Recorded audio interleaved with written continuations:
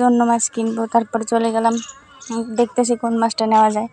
তো মাছ দেখতে দেখতে এখানে এসে দেখলাম এই পোনা মাছ বলা হতো। মাছগুলো অনেক জীবিত ছিল, টাটকা। তো ওনার কাছ থেকে 1 কেজি এগুলো নিয়ে নিলাম। এগুলো 180 টাকা কেজি ছিল। আর পাশে আরেকজন ছিল তেলাপিয়া মাছ, ওনার থেকে 100 টাকার তেলাপিয়া মাছগুলো নিয়ে নিলাম। তো তারপর আমার একটা ফেস ওয়াশ কেনার ছিল, কারণ আমি আর একটা দোকানে চলে আসছিলাম। এখান থেকে একটা ফেস ওয়াশ, তারপরে চা, কিছু কাঁচা চিপস, তেজপাতা এগুলো কিছু কিনে নিলাম। এগুলো আগের দোকানটায় পাওয়া যাইতো না। তো ওনার দোকানে কেনার পর তারপর আবার সবজির দোকানে চলে যাব। সবজি বলতে তেমন কিছু নেই নাই।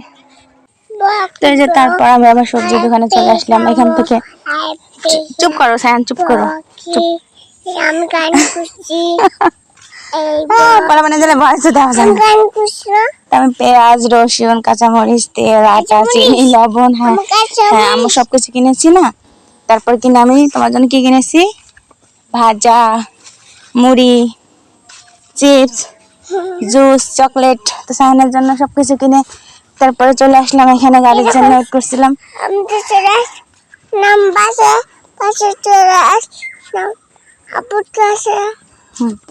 তো এখানে আমি ভ্যানে উঠে বসেছিলাম। অনেক রোদ ছিল, ভ্যানে মানুষ ছিল না, এই কারণে ভ্যানটা চালাচ্ছিল না। আমি ভ্যানের উপর